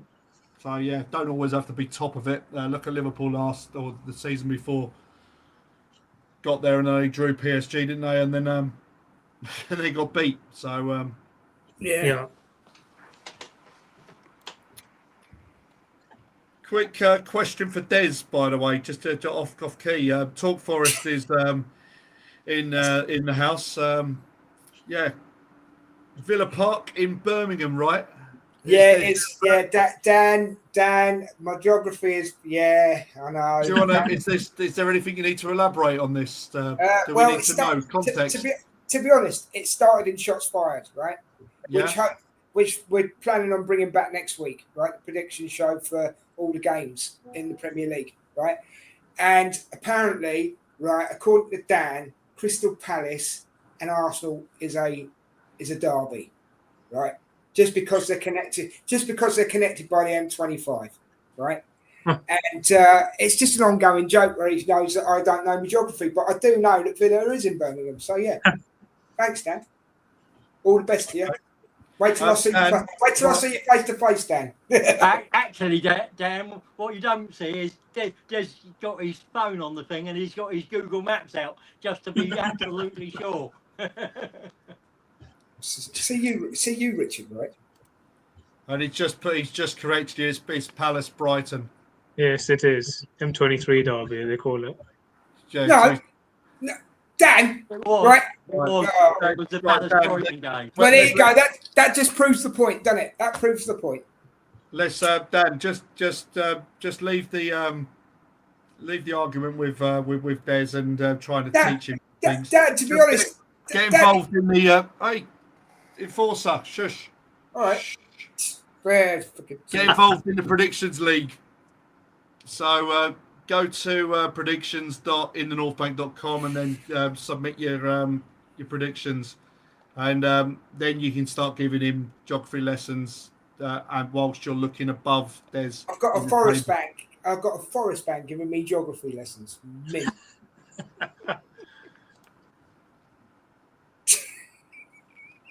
Okay, mates, is this chasing of elite talents a gimmick by the club for fans? Learn nothing from Vinny to go head face into Alvarez. They want famous players, not right profiles. All for what? 1 or 2 bangers. Champions League. Yeah. No, I raised this earlier. I said about why when obviously Arteta come in and he didn't like the characters, didn't like the big kind of personalities, and then we were then linked with Vinny, and it was like, that doesn't sound like an Arteta kind of signing. Yeah, it's hard. But as I say, from what I've heard in and around the sources that I'm aware of, not HP or Heinz, we were looking at about an hour away from him signing. So it wasn't a gimmick on that side. No. That's from very good sources within the club, and yeah, it wasn't a flash in the pan or like a hopeful. I think the club looked and thought there was a proper decision to be done, and it was only the fact that he was ready to kind of almost say yes, pen, and it was obviously not literally pen on ink. It's literally, yes, I'm ready to do it digitally. Done. 2 hours later or an hour later, Madrid called him. So I genuinely thought on that point, on that point, Paul, I genuinely thought I've even said it in a watch along, so you can go back and clip it if you want. I genuinely thought he was using Arsenal to get a better deal. Yeah, well, that probably plays into it. Des, I mean, they're not silly. The people around them, the entourages, everyone that associates with players. There's there's always a reason for it, and if you are as a player as Vinny and you are wanting X, and then that team is not wanting to give it, then you're going to go and look elsewhere. And if Arsenal are giving it, then you're going to say, right, okay, you know what, I'm all in.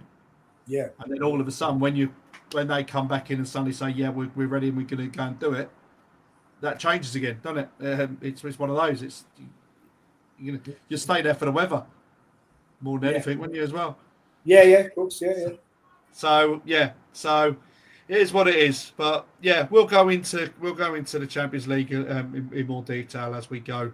But I think at 1 minute or an hour and 55 minutes, I think we'll wrap it up there. I mean, there's been some good stuff in the chat.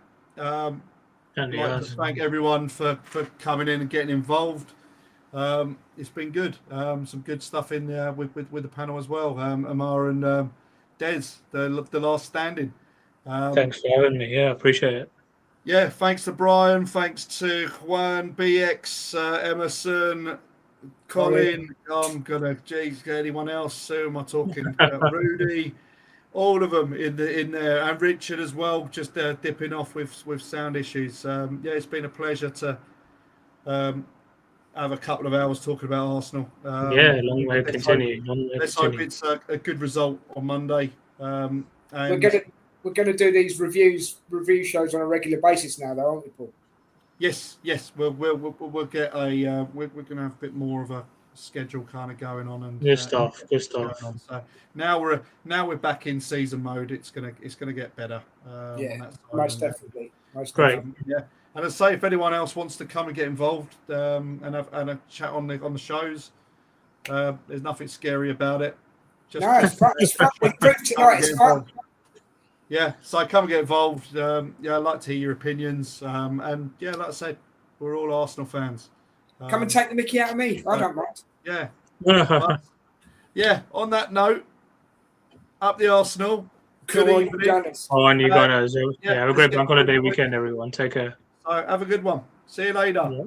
Take care, boys.